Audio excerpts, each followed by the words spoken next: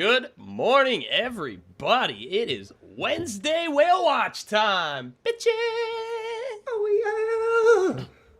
You guys have too much energy right now. Come on, Anthony. It's too early for the falsetto stuff. I'm gonna be honest. Oh my goodness. But yeah, hey, what's going on? Yesterday was kind of a steamroller for the buyers. This morning, I'm not really seeing any evidence of dumping anywhere in the equities. But yeah, how's everybody doing today? Tired per usual, you know. Yeah, we were kept Another up all day night being- with like house shaking thunder. I did not really sleep. But we're trucking along. I got coffee. I got my charts booted up, and we'll see if I can take some sleep deprived scalps or not. We'll see what happens. But we're popping. You can see that I now have a beautiful wife and children. It's true. They definitely take after their mother, unfortunately. But we're working on that. What does that They're gonna be so fit. They're all gonna be superstars in sports. But I feel sorry for the daughters especially. Social media is a curse, and it really creates insecurities, especially in young men and young women, boys and girls. And as you can see, my kids have a little bit to be insecure about. Definitely. I would make fun of them. Yeah. I would bully them online. For those Tucker, who didn't see the thumb before we started, this is my beautiful family. They can't even see it. I'm in full blown stupid mode today. Like, Anthony, what were you saying about me? What were you saying about me? I was gonna say, Tucker, you probably got pushed into lockers in school. Well, that's a great thing. Didn't have lockers when I was a kid. We didn't have anything to carry. He just had the like elementary school cubbies, but all the way through college type shit. No, the only locker I ever had was in the gym in high school. The nice little grate lockers. Really? Yeah, but I never used the locker in high school, but no, yeah. People in the YouTube chat are loving the thumbnail. I gotta say, my family's. Hey, thank you, everyone. Thank you. The thumbnail is awesome. Yeah. Look, they told me, or Nick said last night, hey, we're gonna be talking about MU, and this morning I woke up, I'm like, what can I do? What could be at least mildly entertaining? I don't know. Okay, Dude, all right. Crowds 26, Crowds 26. You are my chat, bro. You are putting in timeout. We're done with that. Don't. I didn't even see. I don't have. We're done with that. We're done with that. God, that's annoying. Don't do that shit. But no, you can't trade gold directly like that off of unusual whales. If that is your question. And you certainly can't do it. It doesn't make it more likely to do it if you send the message. If you ask 500 times, that's not going to change. But don't spam my chat. Was that on the YouTube chat or on the? Yeah. They're just copy pasting the Dang, same I message missed 50 times. Like, shut the hell up. You hang out, look at flow with us, trade with us if you want. I recommend not taking the same trades I take when I'm scalping because of a time delay. The good 10 seconds for YouTube sometimes. We rejected. Look at that. Little dippy poo in the NQ. Oil's popping a little, but honestly, crude's been getting bitch slapped. I mean, it is well below the 110s of last week. It's trading below 91 right now. Keep an eye on that. I usually will only trade the micro NASDAQ futures using Unusual Whale's gamma exposure on Periscope. That's usually what I'll do. But when we be juicing, I'm not very comfortable in longs and never have been. I doubt I ever will be. I tend to function better shorting. Maybe I'll put some oil shorts on today if we get another uptrend. But right now, they're just kind of stalling in this itty-bitty opening range. Nothing doing yet. Most of our gamma exposure is above. Up, yeah. It looks like it's very similar to yesterday's. Yeah. Very similar, and that was a nice looking setup yesterday. Yeah, yesterday was straight uppies for the bulls for the most part. Pullbacks were getting bought up like crazy. Dips were pretty insignificant except for one in the morning. I wouldn't be too surprised if we see continuation today, personally. That said, and we don't have. All it takes is one Trump tweet yeet to blow up everybody's stops. So Headline risk still just as risky as it has been, because it can happen at any moment, and we kind of expect it at this point. Yesterday wasn't too terribly volatile. It was just kind of trucking upward. No wide swings like we were seeing the week prior.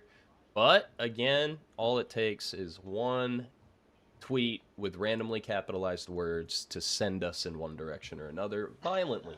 So just keep an eye out, keep your stops on. If you're scalping futures, just know slippage can and will happen in really rapid movements, so just be prepared to lose a little bit more than your stop. But size small. We're hanging out. All right. What I want to do right out of the gate here is we kind of did a bait and switch with the thumbnail there, just my beautiful, beautiful family. Why don't we break down the flow we saw on Monday's show in Micron Tech, and you know, let's take a look at it. They made a pretty good gain, but honestly, they left a lot on the table. A lot on the table. But that said, they made $1.6 million, so they can't really be that mad, you know. But yeah, let's pop that bad boy open. Let's start it off on Monday's flow here. And we can just look at that raw in the tape. Yeah, I mean, come on. Look at they missed the biggest part of the jump. Yeah, that was 1,500 contracts, 1,511 to be precise, at $14 a contract there. We know that 1,500 there is larger than the open interest, so you know it's an opening trade. Oops, all Tucker. And you're the one that actually spotted the calls after that put sell there that we talked about as well. But yeah, are you a put sell? Get out of here. Tucker's just like, we're covering him back up. just yeet him off the screen. Yeet him off the Call screen. sells or put sells, everyone? Actually, I can quite literally yeet. No, we were talking about put sells on there. We have the 5/8 put sells too that we talked about before the calls came in, sir. I was making an in-sell joke, man. Come on. It didn't work out that well. Oh. I'll just leave Tucker right there. Anyways, before Tucker kind of ruined the little breakdown there, yeah, all of that volume from that whale. That was like what, that was like a comical like TV show laugh where it's like I'm uncomfortable. All right, breakdown MU. I'm gonna shut the hell up. Tucker's gonna shut the hell up. Should we just restart the show? Should we restart the show? Hey, welcome to WhaleWatch. Play the intro again. I'll just. Yeah. So most of that volume from Monday did carry over into Tuesday. There you can see that whale's volume, most of it carrying over. I'd assume that whale probably stayed in most of their position because we have all that volume on Tuesday. I almost said Wednesday there.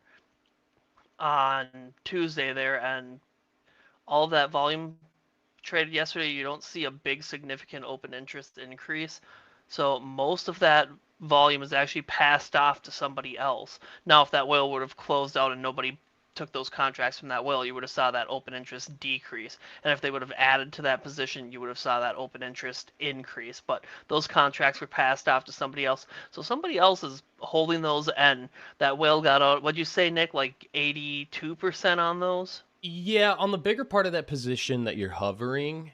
Again, we're assuming these are closures because only one person can close that many contracts all at once based on the open interest in that initial order we saw. And of the 3,800 volume, only 382 of it carried over. So the best assumption is that 1,500 of those contracts, especially the way they filled trailing like that, and then one bigger order over here on the side as well. Logic in this reasoning here says that the person that opened those 1,500 closed while somebody else simultaneously opened.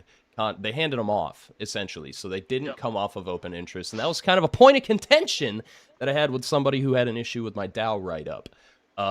Yeah, the open interest didn't fall off because somebody else is holding those contracts now. They weren't completely closed. They were passed on to a different entity. Yep.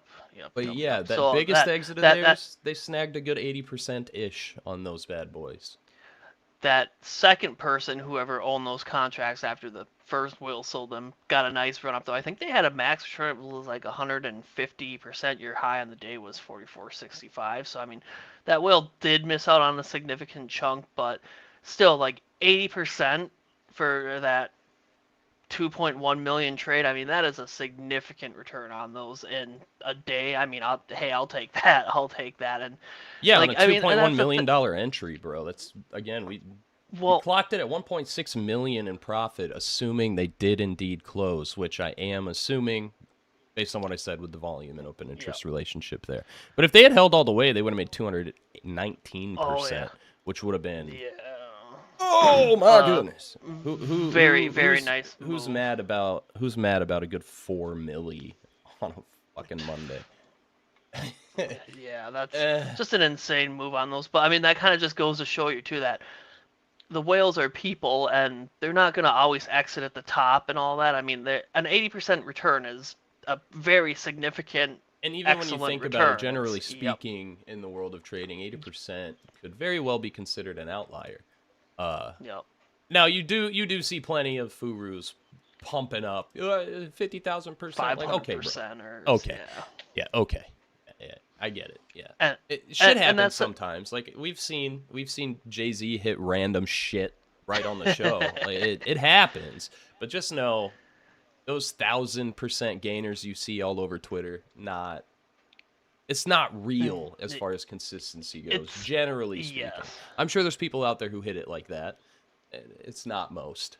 It's well, very and like, not most. and that's the thing too. Like, I'll always kind of look at that max return of the contract just to kind of see how you could have improved the trade, maybe adjusted stops up more. So, I mean, you're never gonna exit at the peak. I mean, the odds of that happening, unless you're that Dow whale and then Dow actually popped that next day too, so that whale sold and missed out on more profits. But you're not gonna always exit at the top. Like, nobody's that 100% on. I mean, and even with scalping, like you don't got to try to top tick, bottom tick shit. You don't got to catch every single tick that happens. You just got to catch some of it and get your bag and run away. We are pumping right now in equities. NQ new high here, broke above very briefly. Nope, tagged it. 26,060. Oil made a new low of day there as well at 90.40. For those wondering why I keep them both open, it's not a perfect inverse correlation, but it's pretty damn close, especially with the headlines we're seeing coming out of Iran and the connotations that it has on oil as a whole. NQ and especially the Dow tend to have a pretty strong inverse relationship with oil. So I don't trade NQ based on oil, but I do keep it open, usually about this big, just really itty bitty on the side, just for extra context. But right now, I wouldn't be comfortable shorting equities, especially since we had that periscope set up above. Yeah, there's nothing below us here in terms of heavy positive gamma positioning by market makers. And the general theory, for those who haven't watched the show before, unfamiliar with periscope and gamma, the general theory of it is price tends to gravitate toward the heavy positive gamma zones. Now, all of this is subject to change. It happens intraday, positioning repositions. This updates every 10 minutes, hopefully smaller time frames soon. There's our update, first one of the morning. And you can see we still have more negative gamma building below us. A little bit of positive ticked up below that negative gamma. If sellers can really accelerate through this negative gamma zone, causing market makers to sell into the move, we might be able to get some tags down there. But I'm still going to be keeping my eye on that heavy positive gamma above us, especially given the trajectory of the week so far. Worth noting. If I see that fall off significantly in the next 10-minute interval while we build up more below, like we just saw in this update, I might change my tune a little bit. But for now, I don't feel any reason why buyers are going to give up quite yet. Eyes on headlines, though, like we said at the top of the show, because one Trump tweet yeet can send shit soaring. All right, for the whole duration of the show, y'all, if you're just getting in here, we take flow requests as well. So if you see an interesting contract or a ticker you need a breakdown on the flow of the day, flow of yesterday, drop that in the chat. Tucker will pull it up for us, and we will break down that flow and give our thoughts on it. Otherwise, I'm going to be keeping an eye on Periscope, see if we can take some future scalps like we are wont to do. We'll kick it. We will be having a new structure next week. But We can worry about that when we get there. For now, drop all of your flow requests in the chat. Spam the shit out of us, except for the way that one guy was doing. Yeah, don't do that. Yeah. Don't do I that. missed it. I missed it, man. We did actually get a question on the YouTube chat from Gabriel Miranda 5828 who asks, do you offer gamma from the market maker side as That well, is- or only from the retail side? That's This is market maker side. That's what all of this Periscope positioning is market maker side. We might have plans for customer side in the future, but for now, we have market maker positioning. It is all attributed market maker gamma. None of the it includes customers all in one, so you can't tell what's what. We got a request for RGTI, just kind of a blanket request from our man Waldo. Where you at, bro? You can put those in video first, though, yeah. Yeah, I got an NVIDIA request too. I'm looking at these. So 16 days out, 177. Geez, 177.5 put there on the 5/1 expiration. These are 10% out of the money, so I just kind of want to take a peek at those. So your IV does spike when they come in. Spot is filling at the ask. I mean, it looks clean that whole way. 10% out of the money, then we don't overlap earnings. How much is our premium on this guy again here? A little smaller for an NVIDIA on that premium, 110K. Kind of small for premium it's pretty there. small for NVIDIA. Yeah, I mean, it's not even a percent of that total volume. I mean, It feels pretty counter trendy, obviously. and Let's, as we're assuming these dumping. were bought. Yeah, we're dumping. Yeah, we'll see. We just got Tucker. Can you scour the internet? I want to see if there's a headline for that, because it's not a dramatic drop per se. Headline but for what, sorry? Just any.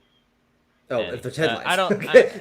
There was a lot of volume on that NQ sell here, and that came right after those. Check that NVIDIA price and check NVIDIA as well. But that's really short-lived. And honestly, the whole range right now is like 70, 80. It's like 80 points, which isn't insane for NQ. That was kind of inconsequential.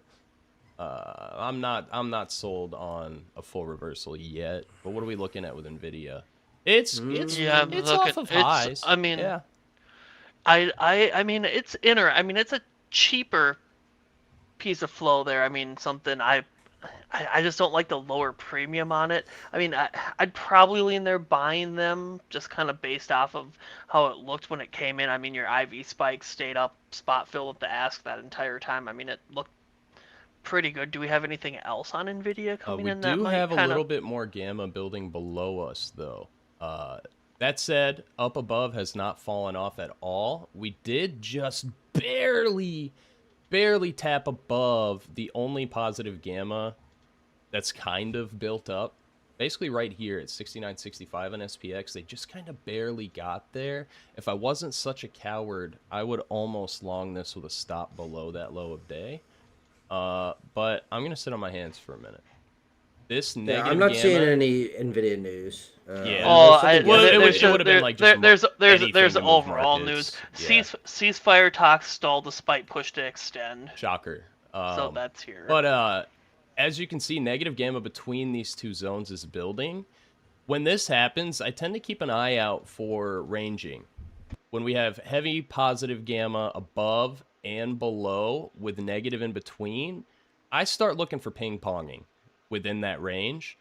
Below us, we've seen the 6900 way down there build up in that last interval update. 6965 is the line in the sand right now on SPX for that. My eyes are still up top, though. The way that has continued building, we just knifed a bit on SPX. What was that? 90, 20-ish points down on that candle. I guess not insane. We've been seeing like 2% swings intraday at random from headlines. It's early. But I kind of anticipate this to bounce that level and range in here. We'll see what they do. NQ's already recovered the entirety of that drop, so we're vibing. I'm not sold that we're gonna keep going down quite yet. Yeah, same with NVIDIA there too. Yeah, the NVIDIAs are interesting to me. I mean, how much are we up over the last week on this? I mean, we're up 7, almost 8% on the week there. I mean, nothing saying that we can't keep going, but could see a little profit taking. So I mean, that might not be a bad little hedge possibly. Is the premium just kind of gets me away from that. But I do like that big drop in net call premium coming in here too, and I like looking at the premiums kind of on those more mega caps where there's a lot more options traded. Obviously, there's that. I don't know if Tucker wants to drop that video link to explaining the net call premiums and the Yeah. net put premiums there, but the Oh, the caveats. I like looking at it on kind of the mega caps more, just because there's obviously more traders on that name, and you might be able to kind of get. I at least personally, I feel like I get a cleaner view on it just because there's so many trades versus like something where it's a kind of a smaller cap, and then you just might have one person like sway that, and then you kind of don't get that full view without looking at the actual flow. It's, I mean, the like SPY and SPY premiums. I mean, just those big mega caps and high traded names with premiums. I mean, I feel like you get kind of a better read off that, the premiums on that, versus just like one person moving an entire thing, pretty much. I do like seeing repeat hits a lot more than one big trade. When I see like an even round number in one transaction, my brain almost defaults to, is that a hedging mechanism? Like, why is it such a perfect round number? Now, that said, that it's probably fallacy adjacent to think that way, because like even when I trade options, I'm like, I want a nice round number, like a 5. But I'll frequently get like 2, 3, small. Depends on the price of the contract and what my goals are. I'm in the tiniest of NQ shorts, and my stop is literally right above that last local high. If they invalidate that, I have to wait until I see a reversal off of a new high. Yeah, they're going to get me right here. This right here, I'm going to leave it on. I'll lose like $50 if this goes. But when I see a bottom wick like that, just a little learning lesson for how I scalp on the 1 minute. When I see that wick up from the bottom there, it makes me a little more confident that my stop's in a good place, because this tends to signal a continuation in the direction it's going. If it were up here, it could give me my continuation down. Technically, this short isn't invalidated until they basically hit my stop right there, and it looks like they're going to. I just wanted to explain why I think so and what I keep an eye on when I'm in a small trade. But I'll let this stop me out. There we go. Let's see if we get a new high of day, possibly a re-entry. But like I said, right at the top, anything you're looking at short on equities today, it better be a quickie, man. Because we still have that heavy positive gamma above us. Until that falls off, that's where my bias is going to lie. What you looking at on SPY up there, Anthony? I'm just seeing that, just looking at that daily gamma on it right now. I always kind of like, I look at it pre-market, and then you get that update usually after open, a couple minutes after open. So I just like to see how that kind of daily gamma exposure is looking. Kind of might give an idea of where we could possibly be heading there. I mean, price again kind of typically likes to follow those spikes up and down there. So I mean, I just like to kind of get that overview, kind of maybe get an idea of what the trend could be there. So yeah, I mean, we do have a request a blanket request to look at Hood. We also had RGTI earlier. RGTI. Oh, yes, you didn't get to that yet. Okay. Let's do RGTI quick here first. And then we'll do and Hood, I think and I'll yesterday, oh boy, this is up significantly today. Got itself a nice little pop. What do we have for news on it? 10. Oh, World Quantum Day yesterday. So I think a lot of those quantum names were moving yesterday. Let's just kind of, We had I mean, you're getting I had a couple of premiums interviews with a couple of quantum computing companies for Unusual Whales a couple months Oh, ago. I remember that. I got back into that same short, but I'm pretty much going to take it off if we don't knife through. There we go. I like that. If this forms that same bottom wick I was talking about, I'm just going to flatten, and we'll take another stab at it. Let's do it. So I'm just kind of looking at the highest volume contracts. I don't think I had anything actually hit my feed for RGTI yet on the day. Just doing a quick view there. Yeah, I don't see anything on my feed. So I'm just kind of doing a face value overview look here, without kind of digging into each piece of flow here, unless you want me to look at a specific contract.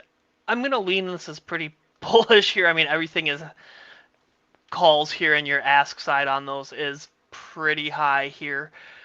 Without digging into a specific one, unless you want me to look at a specific one, we can. But I would just say just kind of a blanket view, face value look here. It's looking bullish here and makes sense with us up, I mean, almost 10% on the day there.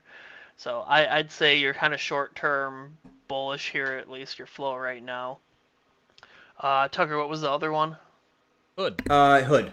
Hood. The bane Nick's of my favorite. existence, the one that got away. Hood, a little trickier here. I wonder if these are related. We'll take a peek. Just kind of that volume's the same, so it kind of catches my eye there. Nope. New high in Jeez, Q. yeah, jeez, everything is just pumping. Yeah, I'd say I like the RGTIs a little bit more, just because you saw a lot more ask side volume there on the kind of the highest contracts there. I don't think I had anything hit my hood filter yet today. Let's just do a look. Oh, nope, I got a multi-leg trade here. So let's see. So bid side call for 424, and then the bids or ask side on the 88 for 424 there. So that's kind of the only one that I had hit my feed, but just again, kind of looking at that full face value look there, I'd still, that 618 call looks interesting. That's a decent amount of ask side, but let's just see if it's an opener compared to what we had there, because there's already a lot of open interest on these. And that's one thing with Hood too. There's always so much open interest on that one. It's just hard to kind of tell what's what on that. Oh yeah, these are not the 100% out of the money too. Yeah, I'd probably not trade something that's 100% out of the money. I mean, can get ate up really quick there. Hey, I mean, only 99% now though. But yeah, I like the RGT. That's the kind of stuff Jay-Z really likes, yeah. though. He gets all giddy when he sees something crazy out of the money. He's like, oh, look at that open interest on the 90s. I wonder if homie's trimming out.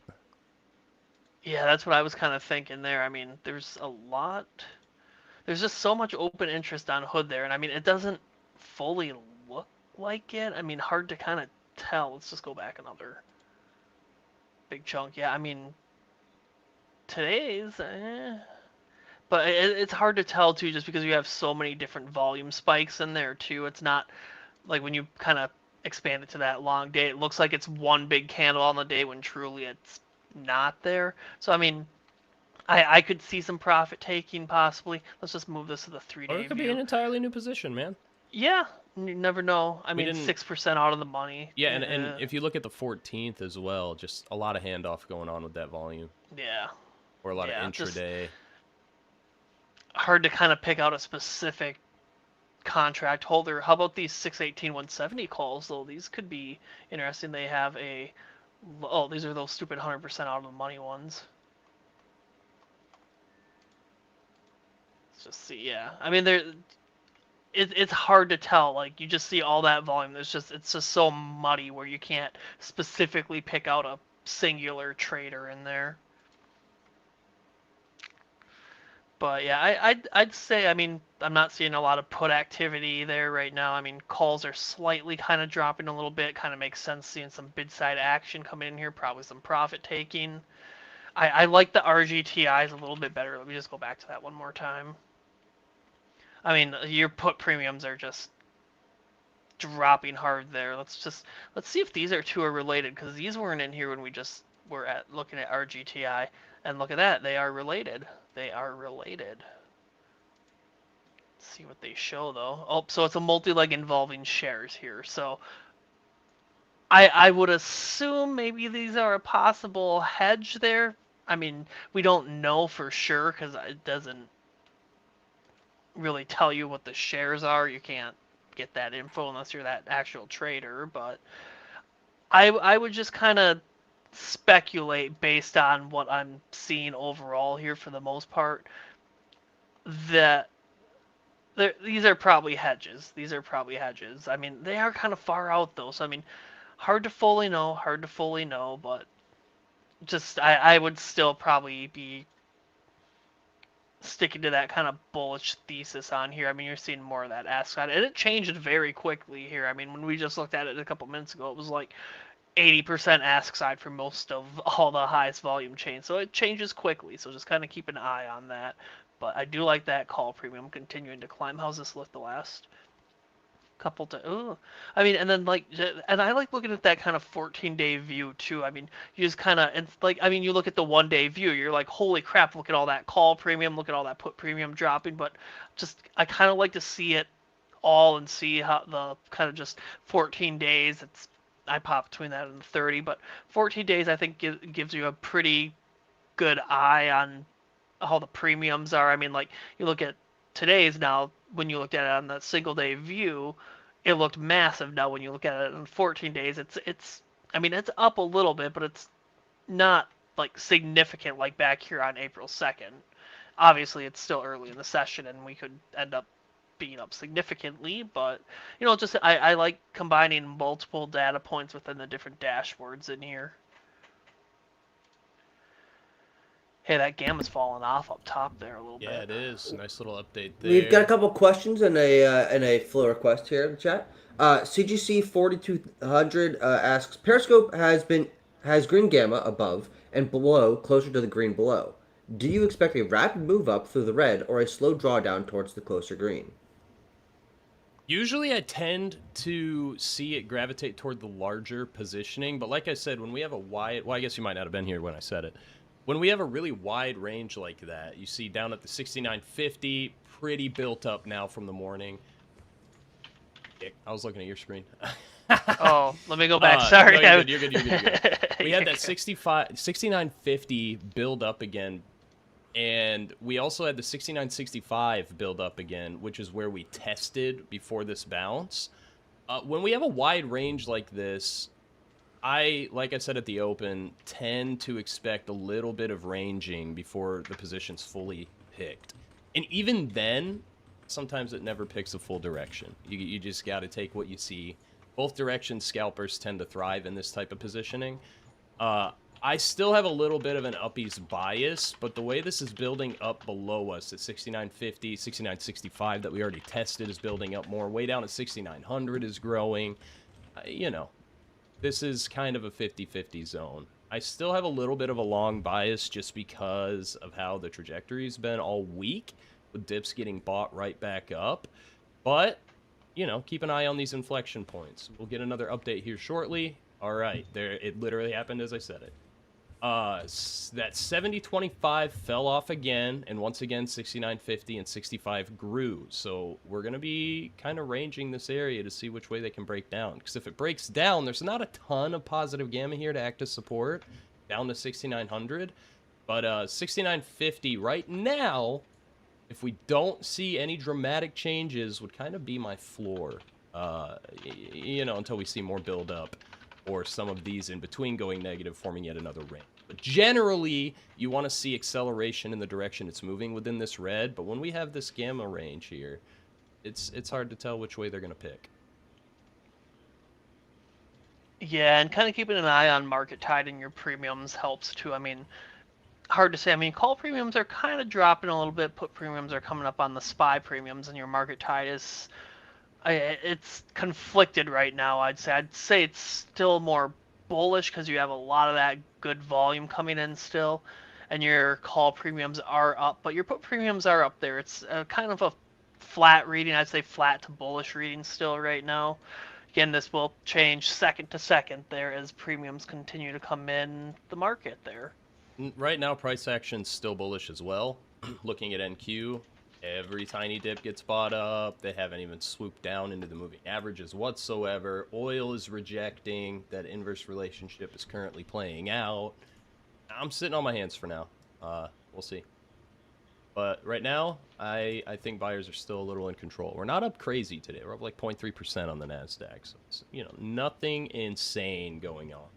And I almost wonder, these moves are pretty slow too. Like if you guys have been watching at all the last year, we could see like 200 to 300 point candles on NQ just cause headlines allowing or causing. It gets messy. What else did CGC 4200 say? I missed that second part. And also CGC 4200, I recognize that play on Canopy Growth. Did you used to hang out in our Twitch streams, homie? Like years ago when I was doing that on the daily? because I recognize that exact name, TGC 4200. I think I recognize you from the Discord too. Maybe I'm just stupid, dude. I feel like shit today. That's also possible. Eh, No, I think you got the whole thing because they just came back and said, thanks, sorry if you had already addressed. We do have a couple of requests coming in from the YouTube chat, actually. The YouTube chat popping off today. Good. Yeah, people are hanging Waldo- out. I think since I put a video description, it got fed more. Because our Twitter views are pretty baller, but YouTube's been falling off. But we got some homies in there. Hype? Is that an actual ticker? Full Metal, actually, just quick on RGTI. Full Metal asks, how are shares suspected of being involved? They're reported. So they are confirmed reported together, transacting together in tandem. You'll see it a lot for, like, collars. Like, people positioning around shares they have, they'll create a break-even collar that's kind of a form of a synthetic to offset potential losses and capitalize on some gains if it goes the opposite direction. But yeah, it's reported as such. Yeah, and just always look for that arrow type, the two little arrows going together in the circle. That'll The two little always tell you if arrows indicate multi-leg with another options contract. It'll tell you which one is likely involved. And then the little swirly refresh of doom symbol thingy. is the same thing, but with shares rather than another. Yep. Now, just because, I think it even says it in the little info thing, just because it says, just because you might see flow without the multi-leg symbol, doesn't necessarily mean it's single leg. That's why we pretty often stress, go looking. If you see some orders that come flying in, go double check other contracts to see if there's anything in similar size that disagrees or agrees with it, because sometimes they'll trade them separately instead of putting on the spread in one single order. So worth keeping an eye out on. But yeah, if it is multi-leg, it will absolutely say so, but that doesn't necessarily mean some of the raw flow you see isn't also involved in a greater strategy. Did you see those meta calls from yesterday? I did not. Let me pull them up because meta's up again today. Look at all those 618, 675s I hit. Look at that. Where are they sitting right now? They're up now. They Oh, were up imagine. yesterday. Yeah, they're up Yeah. 1,000 per contract from the average fill. I hate it here. I mean, God. that's one I posted on Twitter yesterday too. I mean, that is just insane. I mean, it's just so blatant there. I mean, 37 million. Like, hey, honey, what'd you do today? Oh, I dropped 37 million on some meta calls. For those of the bulls out there, in terms of SPX, I am now watching for them to retest at 6965 again or hold a higher low.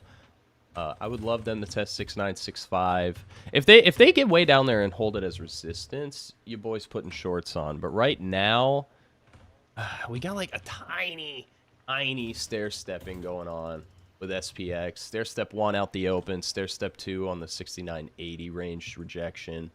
I think they're gonna be doing some chop here. Yeah, kind of in no man's land right now, Yeah, unless we get a we're in this move. wide ass range of negative gamma with positive above and below. Dude, one comment and send this thing just ripping toward those extremes in either direction. Either way, when we would yeah. start up, we would have like a 50-point range in SPX at the top of the show, and I would be hesitant to even mention the extremes of the range. And it seems like every time I'm hesitant to mention the extremes of the range, we test both sides of it. And so I'm not going to be hesitant. But this range is pretty wide. 69.65/50 all the way up to 70.25. But we'll see how that positioning happens throughout the day. If you check the position side, a lot of short calls up there. So keeping an eye. Yeah, that's. Yeah, Still keeping I'm an eye. watching. Gotta get a tweet out there. Somebody get on your account. Start We got to tweeting post a the little truth. bit. Just post the Yeah, truth to get us moving. my flow feed's pretty dry too. Here, I let did me- see I'll those pop up on my ONDSs. But honestly, my interval flow only catches like a couple extra than your filters. Those Netflix 106s are on here. And the earnings tomorrow on Netflix. Yeah. Fuck it, pull up. So I- Well, brother, we got high open interest on those. Was this all one order? It was not. It was a trickle in. Ooh. Pretty firm at the ass. 66.30. But hard to tell. Ooh, yeah. I hate it. I hate it when I have open interest that's like even to the volume. It really throws a screw in it. Exactly. Like at least if it was like, even if it's small volume though, like it can carry, because there was an IWM put. Let me see if I can find it from. I think it was Monday. Oh, I see what happened in the YouTube chat. I'm sorry, Elucideru. It showed a translation. If you guys with me want to look at my screen quick, it auto translated Iren to type. Look at that. Oh. I was like, I don't know what that is. What is type? But funny. Iren is what Elucideru wanted to see. Iren. And that makes a lot more sense now. My bad, homie. I didn't know I got debated by Google like that. But now I know. It's interesting that it can do. I mean, I don't know. That's funny. I think it shouldn't do it automatically. Yeah, that's very interesting. Yeah. I don't even see a setting for it. That's funny as shit. Yeah, there's a little icon that shows it. That it is translated. Yeah. But... I didn't put two and two together there at all until I was like just scrolling through the chat. Oh, and covered interesting. Another one that auto translated. Waldo4458 said hi with a sort of emoticon, a little smiling emoticon. But it got translated to there. What is happening? Waldo, Just that guy that you guys banned from it was probably actually trying to. Oh type no, that was a something. whole ass sentence. No, Oh, yeah, that was. okay. That was Okay, over and okay. over again, bro. Tell me how I can trade XAU USD by using unusual whales. No, you're promoting his thing. Shh. Well, I mean, it's not even a promote. It's not like he was plugging a coin know. or anything. Yeah. He was just spamming. Being funny. I have Iren up though, if you'd like to take a look at that. But he was. It's the XAU USD is the gold spot US dollar. Yeah. Yeah, we're not. We don't do currencies on here. I'm not a forex. We're not the guy in currency general. experts. That's a bag of worms. How does the Yeah, amount of options contracts I purchase on a bet affect the gamma and delta on that bet? Brother, unless you are trading massive fucking size, it's barely going to affect it at all. You're not going to see, like, if you're trading 1 to, like, maybe even depending on the contract, its liquidity, to 50 contracts, odds are, at most, you'll see a little budge in implied volatility, but it's not going to be lasting. Especially if you're trading one of these contracts with, like, 10,000 transacted over the course of, like, 5 minutes. Your 5 contracts aren't going to do shit to that. But I mean, if you know, you'll see as we look at more examples, we'll probably get one. You'll see a massive order just cause like a 10% implied volatility spike. That can happen. But unless you're the massive order, you're probably not going to create a whole lot of hubbub. Implied volatility, like let's say you trade a contract that has 0 volume on the day and you happen to get a special little fill, some happy-go-lucky market maker filled you at a favorable price. You might get a little bump in that implied volatility because there's no liquidity on the contract whatsoever. You're the only volume transacting. That might cause a little bit of a move, but generally speaking, small size isn't going to do a whole lot to the Greek. And some of the Greeks, like Theta, that's going to be contingent on price action directly in correlation with duration till expiration date. So that one's not really going to budge too much either unless you're really pumping the contracts. So with that being said, stay away from penny stocks and penny pumpers. Yeah, a really good rule of thumb that I've started doing, that Jay-Z does, that Snorlax UW does, if you see a weird-ass ticker with some weird-ass flow that is like a sub-$2 stock, go ahead and search Twitter for that ticker. See if there are pump tweets that occurred before the flow, and take that flow with a grain of salt. Jay-Z and I both do that, and we both got burned on a stock, the ticker Nerd. We took 20% on half the contracts and watched the other half go to 0. That's really, really funny. Yeah, it's really ironic that the ticker was a Nerd. And it wasn't even. Is that like stock. a Tucker ticker or something? Oh, You collect like so many retro game shit, and you're gonna call him a nerd? You and Jay-Z both with your Yeah. Pokemans, and you're gonna talk shit about Tucker being a nerd? I don't have my Pokemon. Hey, at cards. least I gotta Tucker find does them interviews somewhere. for his nerdy shit. yeah. At least I'm fucking building something. At least I'm working to making the world a better place instead of sitting Is on my that what white that ass. is? Hey, I'm working to. Me and Nick are sitting here teaching people how to use this life-changing platform, and here you are. Ooh, look at this Kirby. Look at him suck up Mario Kirby. like that. And you know what, Tucker? I would destroy you in Super Smash Bros. So you know, don't even start. Don't even. So toasty. You want to talk about market flow? Brother God 6633 asked. That was literally that whole spiel, brother. Oh, I didn't hear the username. Sorry. I thought we were still talking about fucking whatever. No, we're gonna talk about IREN now. Yeah, See, we're gonna look at if you IREN, were- which we thought was type literally 15 minutes ago. Yeah. Thanks, Google, for that. Real homie. Yeah, out here. that's Sorry about that. interesting. So like the high, and I already kind of did a little peek in here before. So so like when I look at the highest volume contracts, like on a blanket request on something like that, I kind of pay attention to that volume. Like if I see very, very similar volume on something like this, and the expirations are different, I kind of just get an idea. Okay, well they could potentially be related, but then hey, when we go and look at it, it flags it as a multi-leg. Just click on your volume candle and the little arrows things here. So this one does not have the little circle thing that we were talking about earlier, where it's at least marked with shares. Now that's not saying that they're not trading shares. That's not connected to this trade at all. But just kind of looking at it, so it looks like we've got those two highest volume contracts here are connected.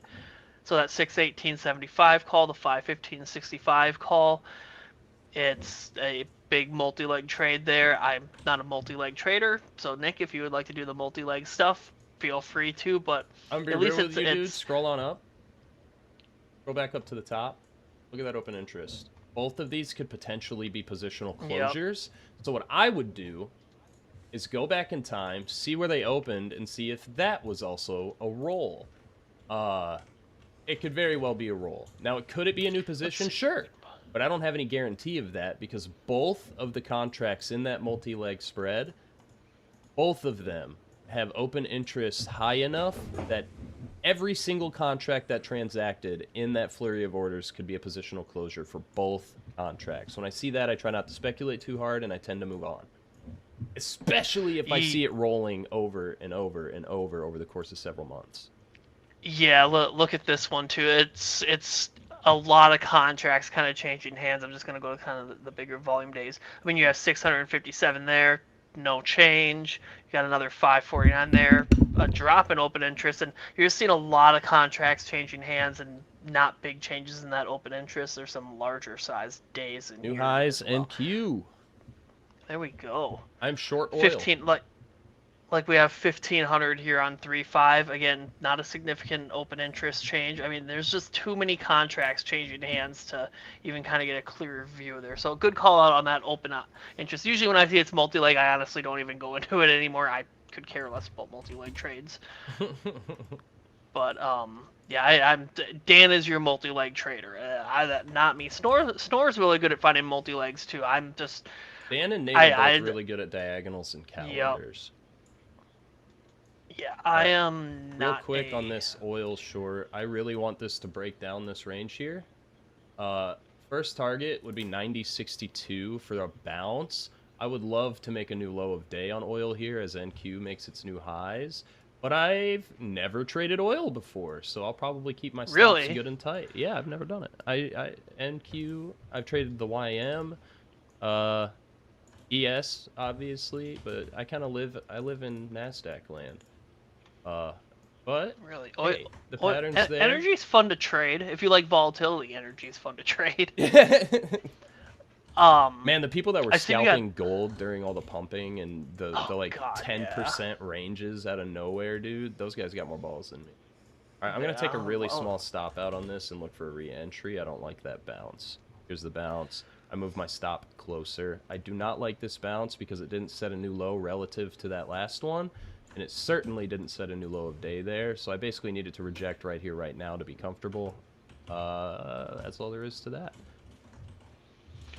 We got that request for the TMUS 424-200 call here. Yep, So we drop that got in the 28. Is that Timu plural? God, what are we doing today? What are we doing today? Just I'm still sleeping through everything, man. So 2,800 contracts is our big whale. Here we do have some other little spikes in there. Hard to know if they're fully related, but this one, so it's coming in as one of those block trades here. So I just kind of, this you can get that context around it here. Again, we see that IV spike when it comes in there. Spots filling a little closer to the ask. That's a pretty big bid wide ask spread there, though, for me. I mean, looks like it kind of tightens up a little bit in here. Actually, not really. You also have a big wide ass. Got him. Yeah. You got him. Tell me about it. I just wanted to be involved. We should have Tucker read a piece of flow. He wants to be involved. Let's get him there. Let's get him. No, I don't want to be involved. I just want to make fun of Anthony. You can do both. Yeah, somebody's got to do it. Somebody's got to do it. Yeah, it's a thankless job. Anyway, plural. Yeah, I would.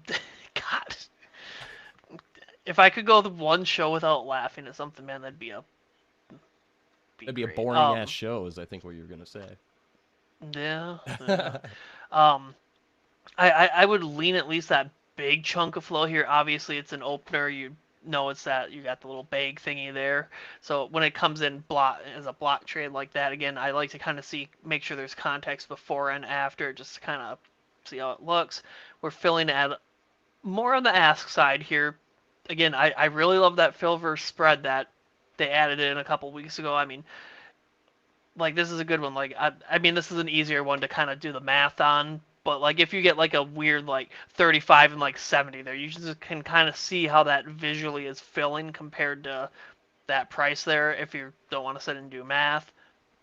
But this one, I mean, I would probably lean these are buy to open here. They don't overlap earnings here. We do have some other flow earlier. We don't know if that's connected or not, so I'm not even going to kind of look at that. I just wanted to look at that big trade there, but these opened at 90, small little drop, and looks like they're up at 95 now. Do we have anything else on TMU plural, as Nick would say? So 14 days. We this is our biggest spike, at least so far, in net call premium since April 7th. Not like their calls yesterday. How much is this trade? Let's see. Let's go back here. I just want to see how much this is of that total premium. So this is 91% of that total premium here, just this one singular chain here. So that is a significant chunk of premium, obviously, 91%. I think we can all agree on that. So that is your cause for this spike here. So just look at your spike here at that 8:49 Central Standard Time there. Here they are at 8:49, 8:50 there. I'm probably off just a little bit there on that tick there. But same size, same timing. I mean, that's your reason for your spike there on that net call premium there. So this singular trader here, or traders, because you do have some prior open or prior volume there, is the reason for your spike in that net call premium. So again, kind of going back to those net call premiums, if you see big spikes like that, you can easily kind of just look at that time of those big spikes and look for flow around there. I mean, if it's a same day contract, I mean, you can just kind of look at that highest volume contract on the day. So like, okay, well, you're coming in here looking, okay, there's a big spike in T-Mobile here. Let's see what the highest volume contracts are on the day. Oh, hey, look, there's only like one big name there. Kind of do a little due diligence and then kind of go from there. That's how I like to do it on those kind of big net call premium spikes. See if there's a couple traders, one trader, so on, to kind of do that. But I'd probably lean buy to open on those TMUSs there. I would assume you agree with my little read there. No arguments, but I do be hating those minutes. Just that spread is trash, though. Yeah, that's NQ a might tough make a one. new high here. again.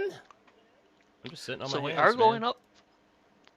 So yeah, that gamma below is kind of dropping off a Yep, while little that bit. same range up above us has been building. We also Yep. have some new positioning at 7,005, which falls in line with that initial range I gave. They could not get it back below that 6,965 that they tested earlier, and right now they are trucking.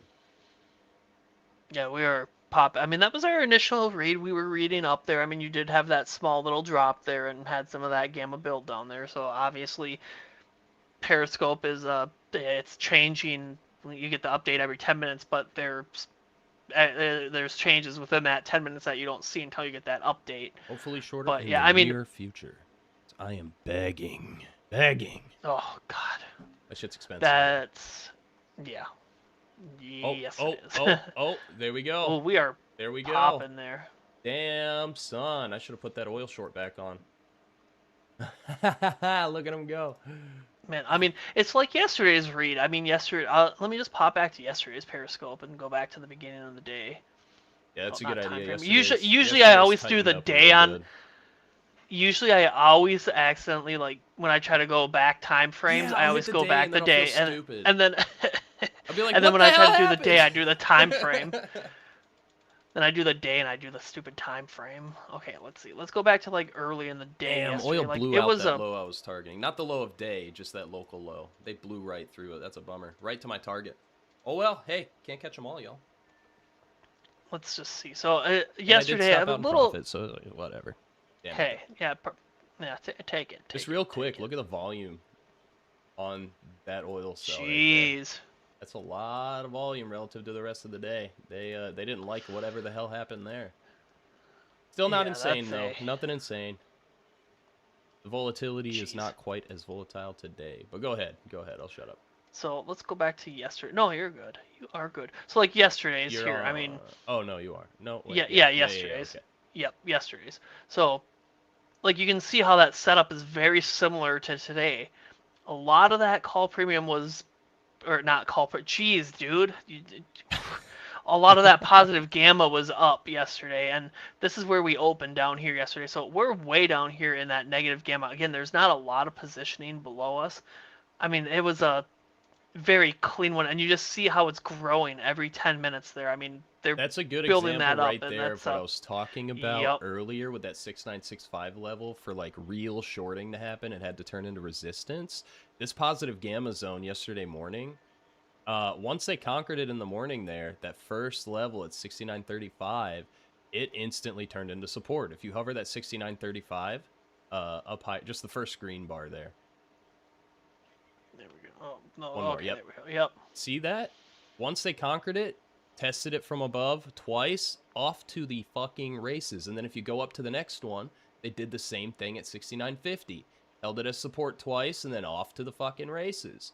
It tends to gravitate toward heavier positive gamma positioning. But you can, if he keeps clicking through the day, you'll see it building up higher throughout the day. Yeah, just watch where price was at the time there, and kind of just keep an eye on that positive gamma. Just that first update there. I mean, you just see it grow, and you can see how price just kind of starts to move a little quicker up through those negative gamma spots there. Just keep watching that there, and I mean, you get a little build down here. I mean, just something to kind of be aware of there. You don't really see much fall off here at all. I was looking at that. I was like, geez, what's happening? Just yeah, let's just keep kind of going through here. I mean, you just see how it's flipping up there, and you get a negative flip there. It's kind of following this up. I mean, that 69.50 is growing, and you can see we're still trading as it's growing there, down there at that 69.33. So, I mean, it's almost a confirmation to me that they're positioning higher. Well, it's not even a confirmation. I mean, it's confirmation that your thesis is, I mean, you should still be kind of looking up on something like that because it's growing up there. It's not decreasing, it's growing there.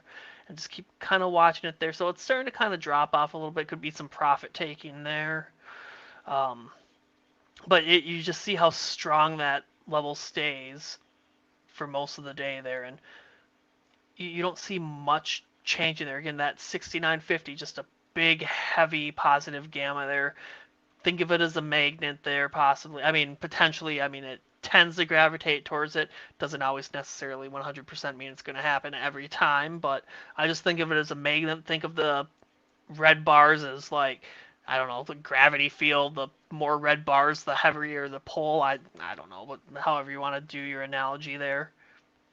But you just see that 69.50 just strong, strong, strong, and now you see them kind of building up yesterday as well too, a little later in the day. And again, just see where we are now. We're back on that 69.50, kind of like Nick was saying. That's your support there, and we're just kind of bouncing. We're just staying there, and then you see a little more of that positioning. You're seeing some of that negative gamma expanding there a little bit, so you're getting kind of more of that fuel there. Again, I don't know, think of it as like a rocket, maybe like here's your rocket, and there it can be moved between them, and your red's the fuel. I don't know what. There's a million analogies for this. Yeah, I'm just kind of like, I mean, you just see, and then once we get up to that 69.50, we're just kind of sitting at that 69.60 right now. There's still a little positioning up there. Again, now you see that 69.75 kind of growing there. So it could be looking for maybe a little more upside, and you are in those negative gamma. So typically when you're in those like big negative gamma areas, are you kind of more hands off? Like I'm hands off until I get closer to like a big just like we saw gamma this morning with that 6965. Right when we got there, I said my bias is still bullish today. I expect them to bounce it, and they did. That was the only positive gamma below us that had built up in any considerable amount today, and they bounced right off of it and haven't revisited it since. So yeah, I mean, I look for a test of the extremes of that red range. And even here, I mean, this is a pretty tight range. It's like a 20-point range here between between positive gamma, but you can see it did test that negative gamma there. They didn't accelerate through it. That was a little tiny baby long, but it was also so late in the day that I'd be like, eh. Yeah, but when you start getting a little later in the day, I mean, look at that. I mean, they were positioning up there. I mean, for most of that afternoon. Just I don't want to spend 3 hours on this here, but yeah, I mean, it kind of falls off a little bit, and you saw how that 69.50 grew, and then look at your acceleration down. Let me just go back one more, because this is probably a good spot to kind of look at here too. So we're up at and notice how they pinned it in that tiny range. Yep. Today, if you are subscribed to the tier with Periscope, today keep an eye on it as we get closer to market close, and you'll see the positioning tend to tighten up in the close. Sometimes right at close, it'll be one red bar and one green bar right on top of each other where the price closes. You can see it kind of tighten up. So this was an example of what we would call a pin, where they kind of pin the price in that tiny little range. But yeah, if you fast forward to the end of day, I expect we would see that tightening still. Yeah. Yep. Yep. So they pinned it right there. Real quick, Lucideru asks, so based on flows, the Hood rally 8% today is full retail. I wouldn't say that, but I would, aside from the overall market kind of going up right now. It's not up significantly, but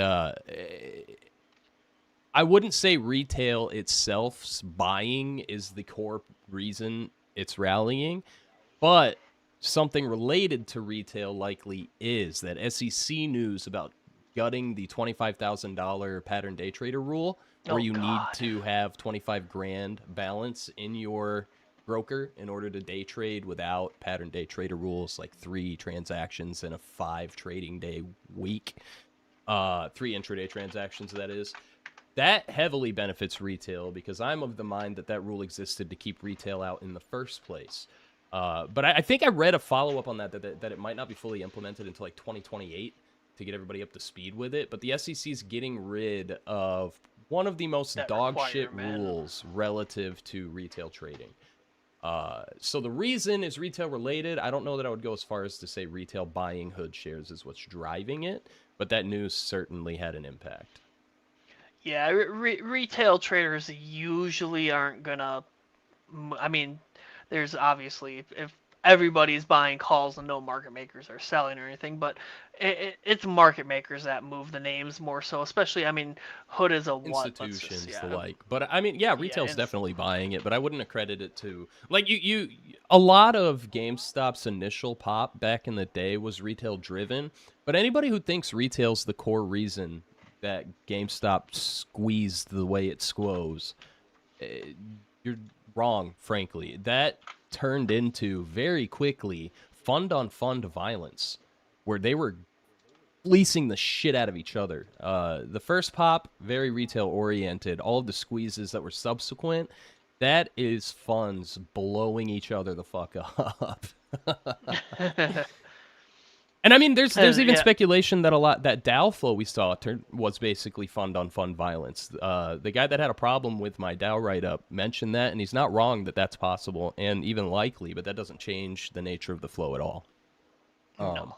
Hood $80 call for 424. Did we look at that? They came in on Friday of last week. He just wants to take a look at that historical flows. Yeah, we can look at it. I was just gonna kind of show you like that market cap. Like always, kind of pay attention to the market cap too. A 67.54 billion cap. 50. Jesus Christ, dude! Is it Friday? Dude, we are on fire today. We are killing it. We are thriving. 67.54 billion market cap. That's significant. Like, it's going to take a lot of retail people to kind of buy shares and do that. Because keep in mind, options do not move the price of stocks. It's share selling, share buying. Like, that's one thing that I always question. Like, when I started trading. And fuel the fire. But seeing like 5,000 call contracts come in, that's not going to move the underlying. You might see reactive buying by even like market makers funds positioning around it, but generally speaking, buying an option contract doesn't affect the underlying price of the stock. Impacting price. Like now if you're buying deep in the money, exercising, that's a whole nother if you exercise like thing, 10 million shares of Apple, that might give it a tickle. That's a whole nother thing. I mean, but for the most part, I mean, your retail traders aren't, especially option-wise, moving them. What was that Hood contract again? Hood $80 call for April 24th. It came in on Friday. That's the flow he wants to look at. On Friday. So let's just do. Oh boy. Yeah, it did. Hi. Oh boy. Let's see if that actually carried over. So it looks like they. So we got a toughie, 55. Half of that carried over. Yeah, that's. I mean, that whale looks like. Let's just go back to 410 here. Let me just pop this open. If I could click, dude, I can't click. I can't talk. Screen. There we go. Can't click. Can't talk, man. Jeez, it's one of those days. So I'm just kind of looking at this here. Of those days. Not about the he said, she said. Dude, you got that. You got freaking even flow stuck in my head for like a week, and now you're gonna get that stuck in my head, dude. I've been thinking like. I was driving to get food for lunch yesterday. I'm just like fucking singing even flow in my fucking head. I'm like, dude, stop. Oh. All right, go ahead. Hood, $80 call for April 24th. What's going on? Yeah. So, these coming in on the 10th here. So you had 8,900 contracts traded total on that day. That whale was 5,500. So I'm curious to see because you didn't have that full whale volume carryover. I'm guessing maybe on this little run up here, I mean, you got 250, 466, so roughly 700 plus. So, I mean, roughly 1,000 there. I mean, that math kind of maths a little bit better for me there with that 4,400 there. But, I mean, you do have some other kind of small little traders there. Related, possibly, we don't know. But, yeah, like you were saying, let's go back to today now. And keep dropping flow requests while we go through as well. We get some spice to save to talk about on Monday. Give me some spice. Yeah, absolutely a pop. It does look like most of that yesterday traded, the 9,500 contracts, all your big spice at the ask, mid, and bid there, got passed off to somebody else because, again, no significant change in that open interest. So, again, if you're just following open interest, you'd probably think that whale's still in when in reality they're not because look at all that volume yesterday. I would 99% sure say that original whale is out for sure by now after yesterday's volume. But yeah, good find on that one, and they are 6% in the money too. And yeah, once you start to get in the money too, just kind of keep in mind if they exercise those contracts, you won't know until the next day.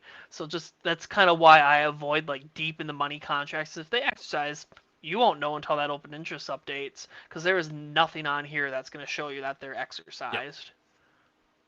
I'm going to grab But yeah. a beverage. Be right back. We have blanket requests for CoreWeave and EOSE. Actually, hold on. All right. Yep, it is CoreWeave. It translated to itself this time.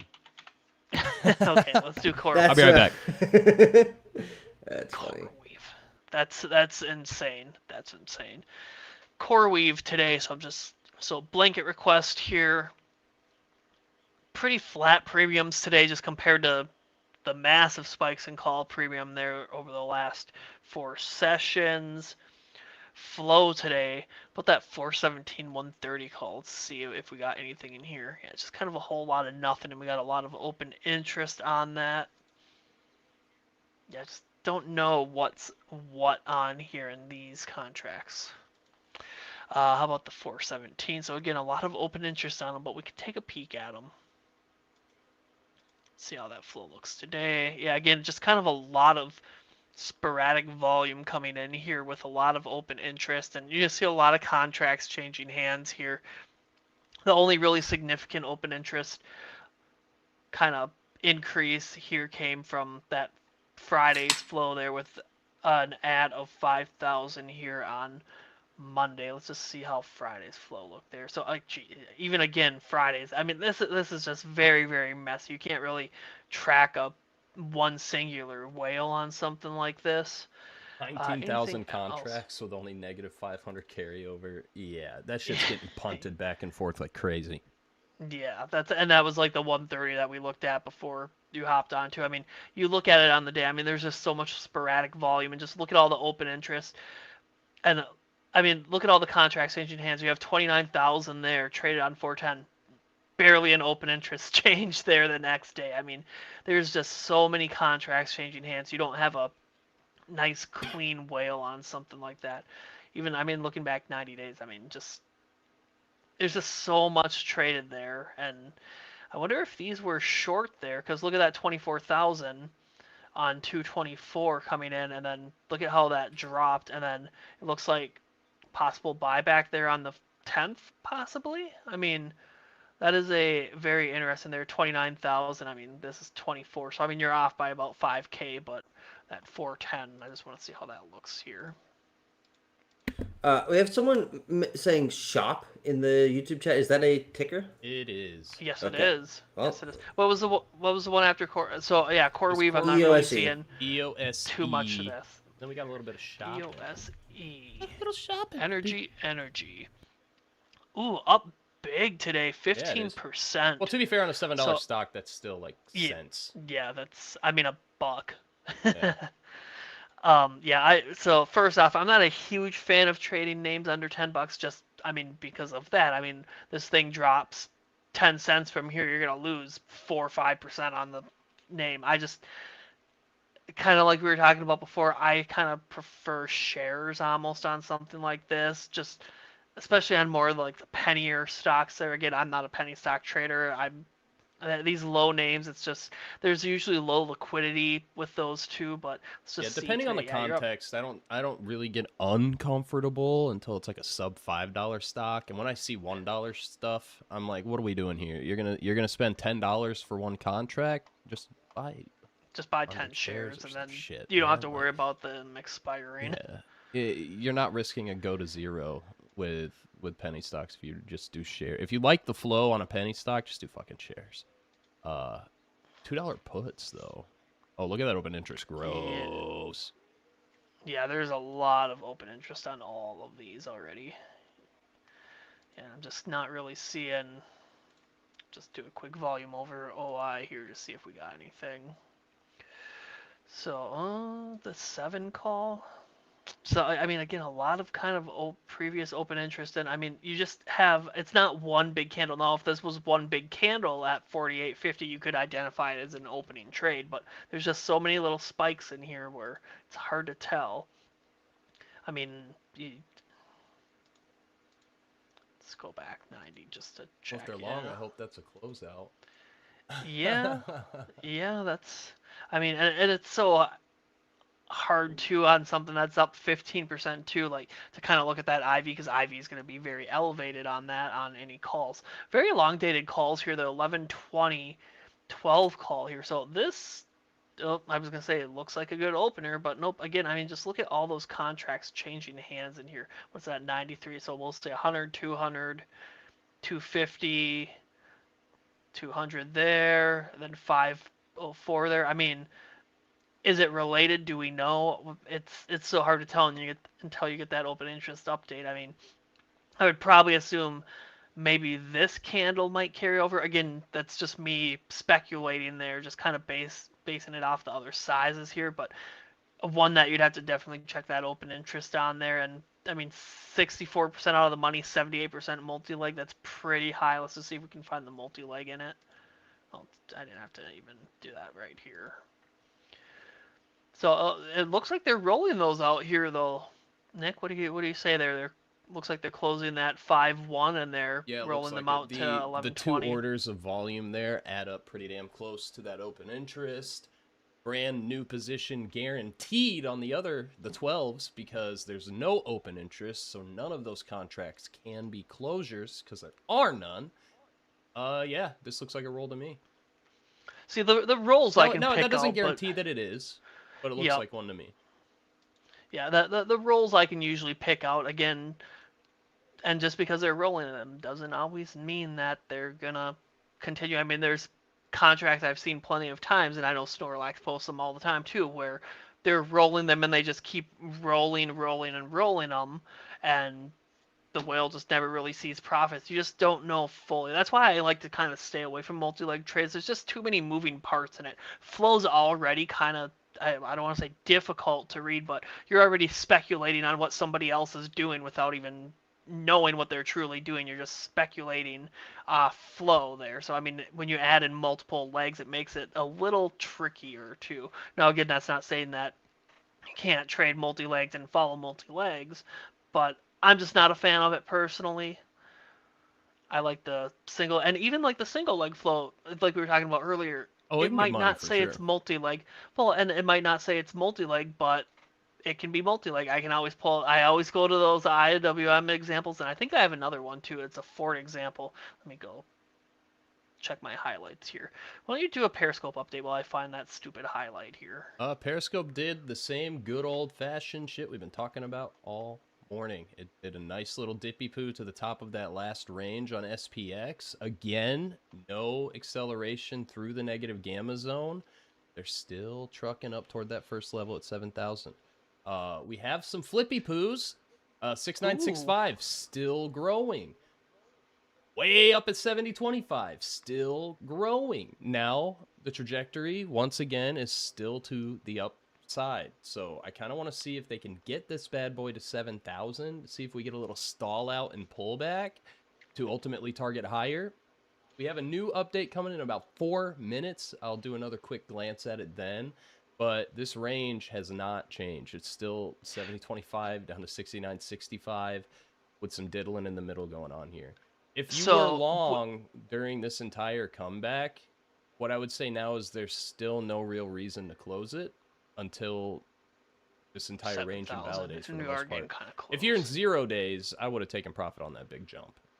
Because 0 days can get pretty scary pretty fast. So I have a question for you based off your Periscope video or your example there. So that purple flip bar there, wouldn't change your thesis to, okay, well, they're so that's positioning not a flip. Down a little bit, or orange, not a flip. Sorry, it grew. It Excuse grew, me. but so did up here. And up here, we got significantly more positive positioning across numerous strikes. That said, every one that's like above 1,000 for me, like a bar, all of them I regard as support resistance. It's just how I do it. Is it 100% thing? No, there's no such thing as that. I'm too lazy to pop open the picture, but you get the gist. 100% is not real unless you traded like once. It's not a thing. But I tend to expect some stalling. Now, I have more than once, not more often. I have more than once seen them just absolutely obliterate those levels on a news tweet. But I still tend to have them gravitate toward the heaviest positioning. And right now, it's still 70-25. Again, that 69-65 from this morning is still building. So all that's telling me is a solidification of the range, not necessarily a direct target right here, right now.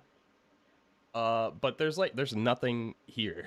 Like there's nothing So but you- negative there's- gamma between this entire wide range. I want to see them test the extremes of one of them before I personally put a position on, especially with options. Cool. Gabriel So- Miranda 5828 asks, "Is that purple bar will act as support?" No guarantees. I would regard it as all the purple means is that it grew enough to flag, hey, this grew quite a bit. You set those yourself. I have mine set to 2,000. Some use 1,000, 1,500, 5,000, crazy amounts. Mine's just default 2,000. It just shows a significant growth in that positioning. When it's orange, in that interval, it flipped from either negative to positive or positive to negative. So down here, that 6955 flipped negative, which might give some credence to the potential for 6950, that next positive gamma level below it. But right now, my bias is still up until they pick an extreme of this range. Or premiums drop off Yeah. significantly because there are barely any put participation coming in. So yeah.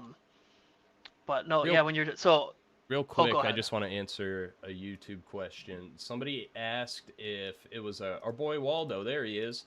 Do you guys ever trade 2x leveraged ETFs, like options on leveraged ETFs, leverage on leverage? I do not. I don't either. No. The 2x leverage, it's not like a crazy amount, but you can get some good swings. I did trade options on one of those leveraged Bitcoin ETFs once, and it was like okay, but I didn't like make bank or anything on it, and it made me nervous. Yeah, But I don't yeah, I don't mess with those really leveraged ETFs personally. And there's some that are like triple, quadruple leverage. And I'm just like, y'all need to settle down. No. Let's Yeah, settle you down can here. get hurt very quickly on something like that, very quickly. But yeah, I just wanted to pull up an example. So if you've tuned in before, I mean, I'll always point out there's an IWM call and put that I've always talked about, but this one came on 312. Again, look at your timing, same exact timing, same expiration, very similar sizing, similar premium. It's just something that should catch your kind of eye, and that's why I keep calls and puts on the flow feed at the same time. I don't just look at one. But now when you actually click on these here, again, they're not saying they're multi-leg here. And I mean, if you just had calls on, you'd see this and be like, hey, it's a call coming in. And again, the put, again, saying nothing on multi-leg. But when you look at the premiums here, look at your net premiums, you get a spike in call and put premiums at the same time. So that's why I kind of will keep an eye on that too. Like you get a double spike like that. Something should kind of flag to you where possibly, there could be a multi-leg trade or there's something that's not being marked as multi-leg that could be coming in there. And I mean, again, we don't know for sure, but I mean, just kind of looking at that, I mean, I'd probably lean like 95% chance that they're related. I mean, what are the odds that two contracts on the call and put side are coming in, very similar sizing against names that don't really have a lot of open interest on there? Again, it's not massive volume, but again, just kind of looking at that, and then you have the spike in the call and net, or in the net call and put premium there at the same time. Just very, very unusual and something that should kind of catch your eye. So I mean, just because something's not marked as a multi-leg doesn't always necessarily, it's not tied to another trade somewhere else just without it being marked. So I mean, that goes to with the IWM puts that I always kind of go back to for that little example there. Real quick, we did have a direct contract request from our boy Grift Lord. I've already got it open here, and whoever opened this is probably a little happy today. Just not a little not happy. off the walls ecstatic, but they're a little happy. He wanted the Intel $70 call for the 24th And we had a big old spike of opening contracts on yesterday, on the 14th, yesterday. Predominantly ask side, but let's go take a look to see if I believe that or not. Here's a flurry, smaller sizing. We are starting off ask side. Little one at the bid here. 195. That's kind of a mid-fill. I don't know that I would necessarily regard this as a sell, even though it's closer to the bid than the ask. So if you just go up one more order that hit at the same timestamp, literal minuscule milliseconds later, Milla, what's after Milla? Centa seconds? No, Milla's already 1,000. Okay. That bid-ask spread changed to 192, 195 from its 193, 198, and those fills continue at 195. Not only that, as we see some more fluctuation with the ask rising, we also see the fill price rising. So as people are raising the price they're willing to sell at, whoever is transacting these is willing to transact that amount. And in tandem with this, we do see the implied volatility rising, which is no guarantee of buying, but can be an indicator of BTO on those. And again, it just keeps rising throughout the duration of these orders. I would lean that these were bought to open. That would be my bias on them. We did see that full carryover for at least minimum that position. But, you know, total of 28,000 contracts transacted yesterday. Almost 18,000 of them carried over. That new position stayed in. At minimum, that first flurry of orders. At minimum, that stayed in. They were an average there. These ones were filling at 195. Here we have even more that were cheaper at 185 toward the beginning of that high volume yesterday. I'm leaning BTO on pretty much this entire volume that carried over. Even here, earlier in the day, they're filling pretty much at the ask. I'm not going to lean in any way, shape, or form short on these. And then obviously today they're popping. They filled average on that flurry of orders for 190, and then the other flurry filled at 164. Oh, look at that big spike you just got there. Yeah. Maybe some profit taking. Overall, the average price. Ooh, look at that. Yep, the average price of that full position was 175 each, and it looks like we're getting no guarantee, but that's a pretty sizable order. There's only a couple of existing homies that could have closed that. This giant candle from the 14th and this giant candle from the 14th. If they're the same entity, good for them. If they're different entities, these are the only two people that could have closed that many contracts at the same time. I'm gonna say homies taking some profit here. That's a little bit of a rejection off the highs. These are filling at 233 each from an average entry of 175. They got the pocket a good $60 per contract on that. I'm willing to wager these are closures. I mean, look at this. Perfect bid side fills all at once, over 5,000 contracts. I think our homie from yesterday's getting out for a pretty handsome gain. We'll have to check open interest. I expect it to drop tomorrow, but we'll see how the rest of the day goes. It's still early and it is Intel. I expect that open interest to drop or stay the same. I say stay the same, even though I think these are closures, because that could change hands. That just because this volume transacts doesn't mean it's being closed. If somebody sells 2,000 volume and somebody buys 2,000 volume, and market makers match that order, that's 5,000 volume, but only a change in 2,000 open interest the next day. So I expect it to go down or stay relatively the same based on this big order here today. But a lot of day left. Lots of day left. And you can see how quick that flow can come in too there. I mean, we're just sitting there and you get a big spike in volume. I mean, it can happen very quickly. First one for 27, second one for 25. Guess how big one of those orders was? Interesting. Almost 6,000. Oh, now it's over 6,000 volume. And you don't even know those. You know, I'm speculating, but those two big spikes yesterday, they could be different people as well too. You don't know. I mean, that could be that little candle could be the one getting out today, and that big candle could still be in. I will say, pattern-wise, if I was in these contracts and I got this much of a dip, Yeah. I'm not someone who tries to bottom tick and add when I'm adding to a losing position. I tend to wait for a recovery to start. And so this kind of matches how I would have traded it too. In Yep.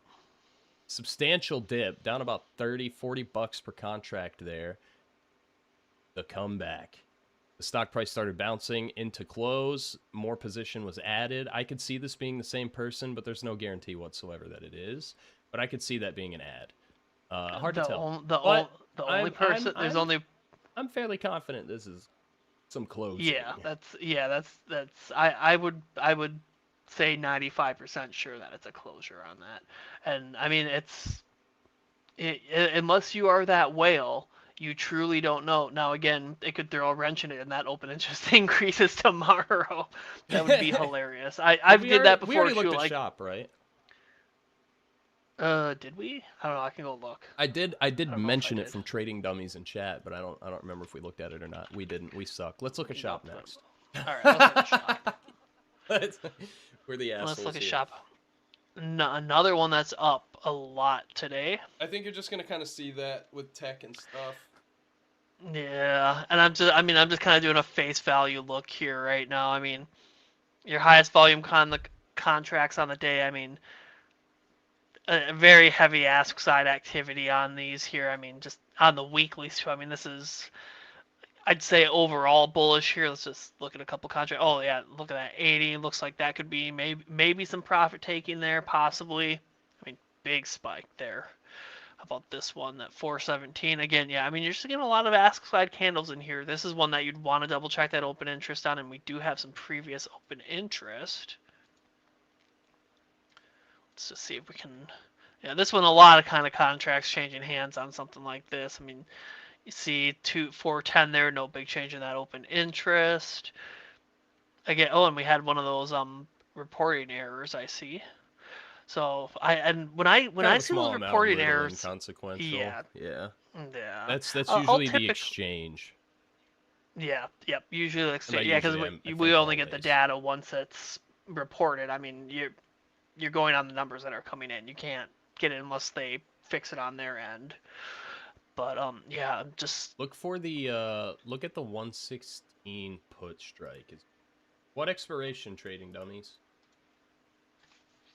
I bet if you just type 116 though. P 116. 116. Yeah. 16.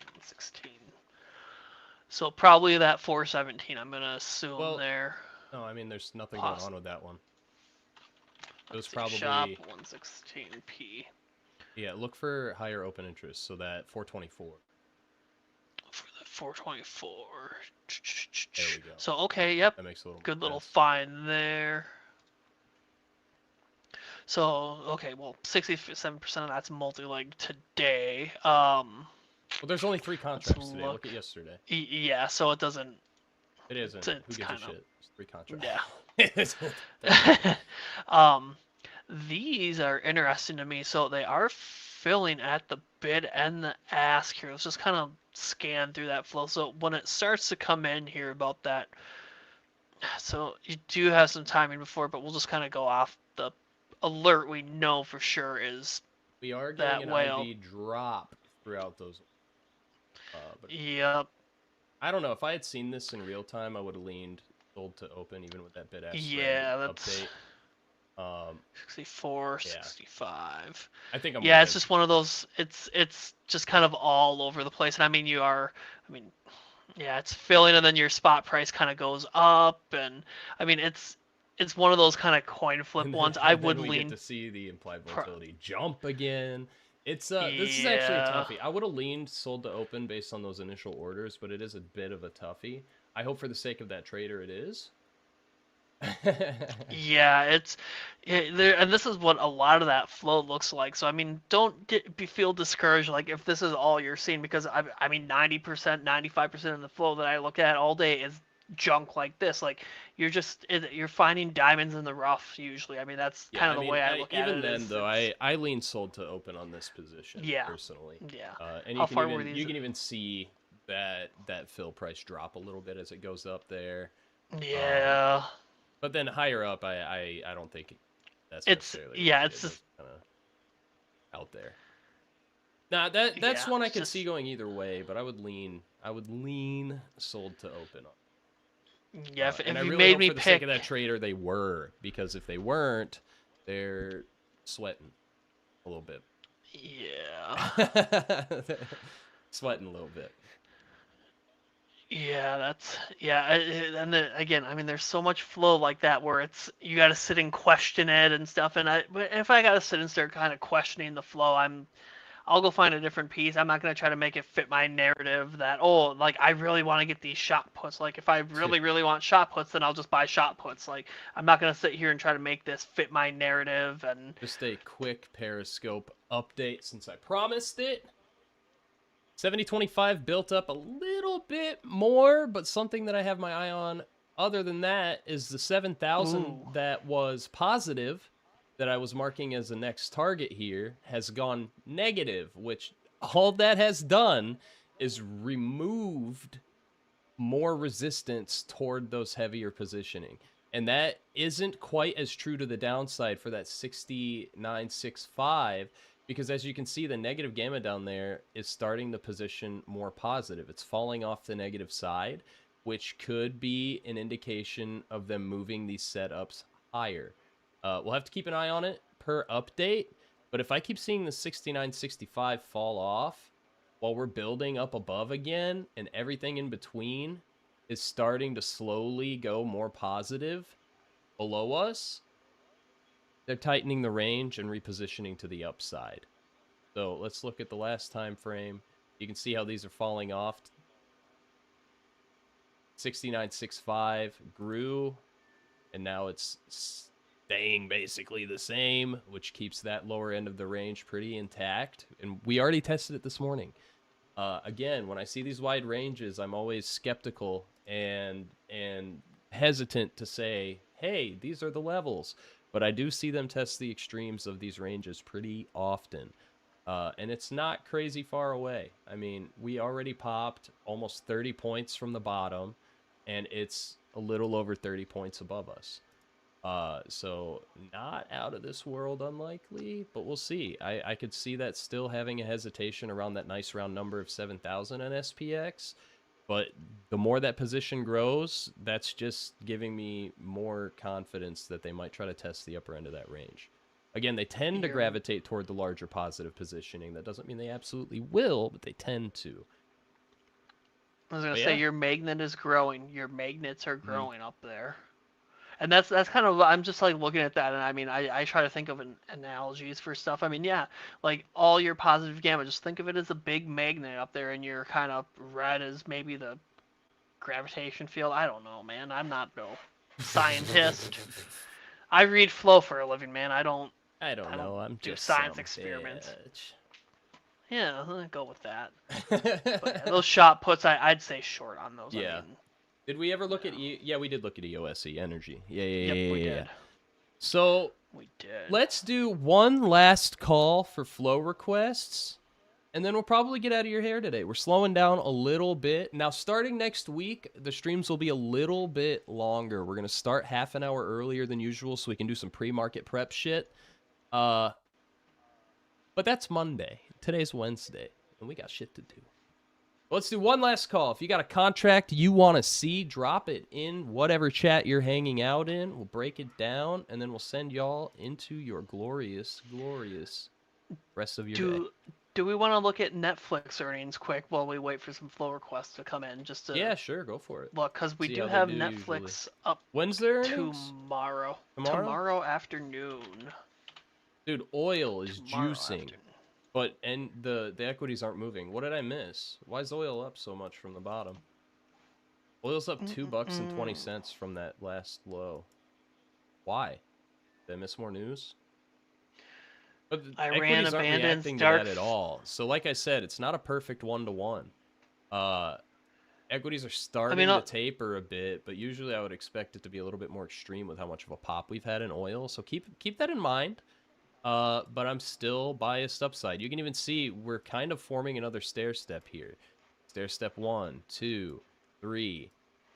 Here's a high, coming back down. I kind of expect it to make another stair step until positioning tells me otherwise. They pretty much have to invalidate way the fuck down here to make it truly a bearish reversal for me, and that is a good 50 points away. If I had shorted the top, trying to top tick it, my target would be 128 here, the top of that dip right there. Those tend to act as a little bit of inflection points and support points. Not always, but tend to. See, like right here, came down. This last stair step up we had, it tested the top of the prior stair step.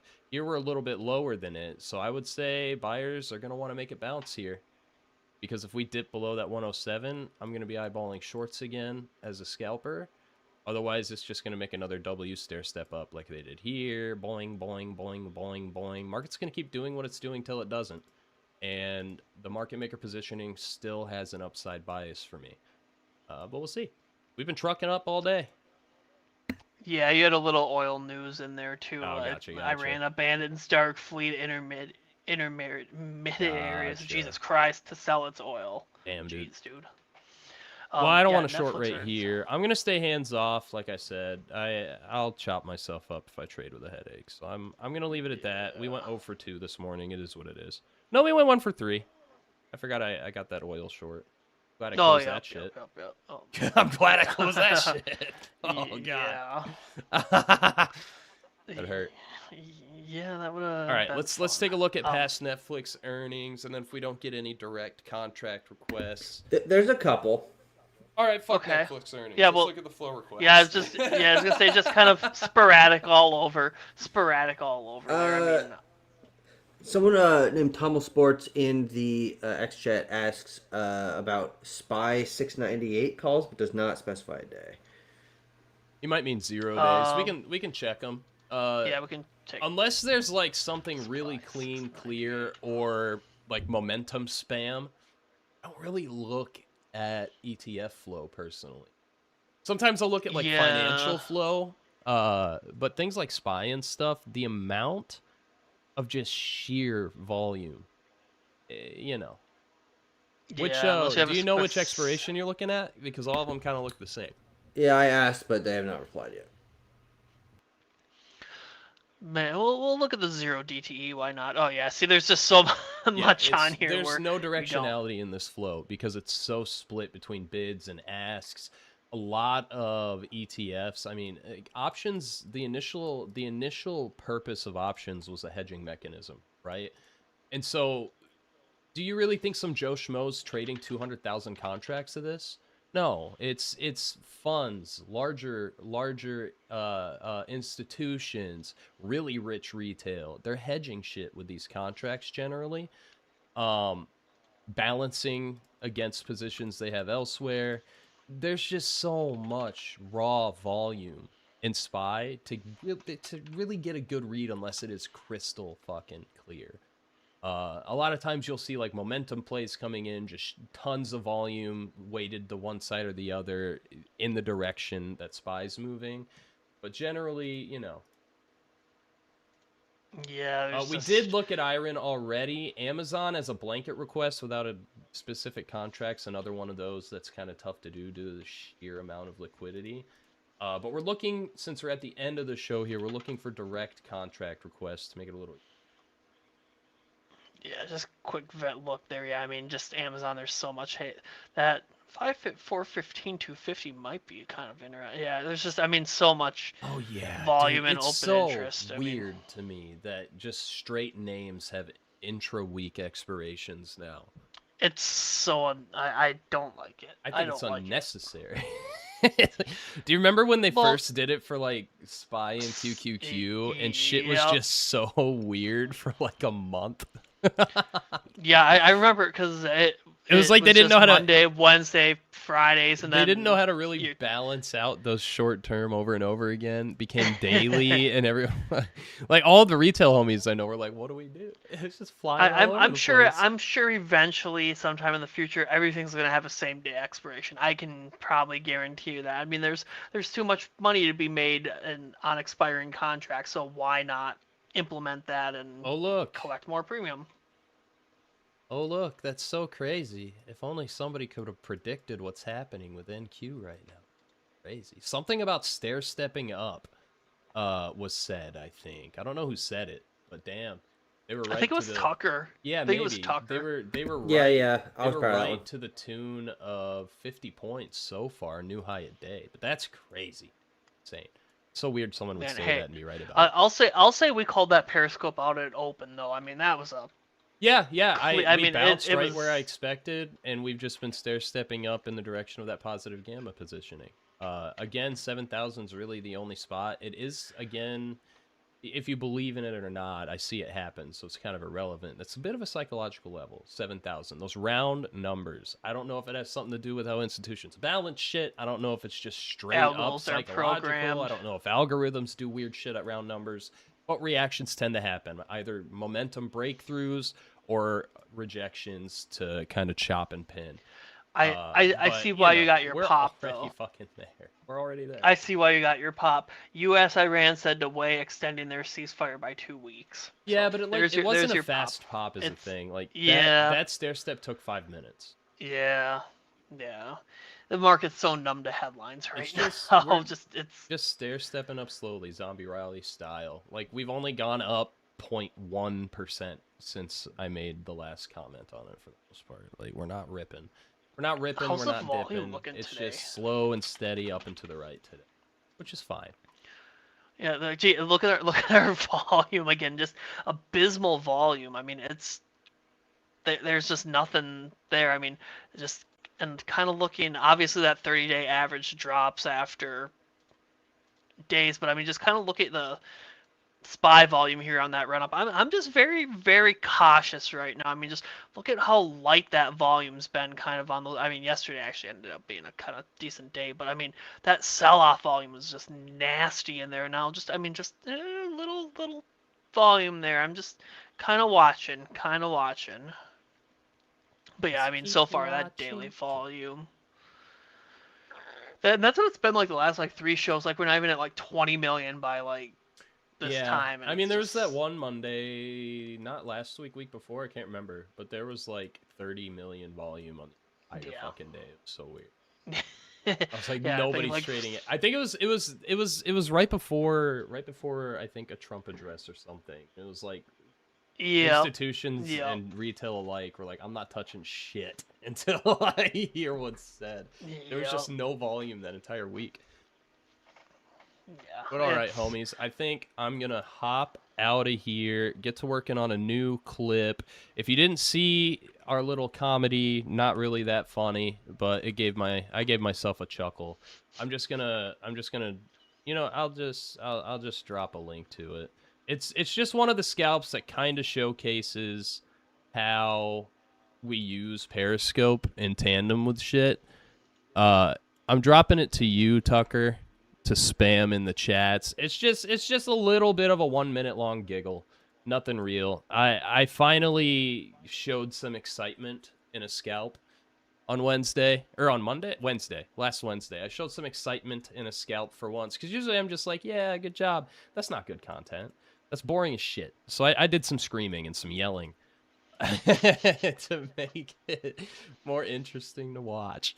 But other than that, we're going to be earlier on Monday. We'll be going... Oh, I don't have Tucker. There's Tucker.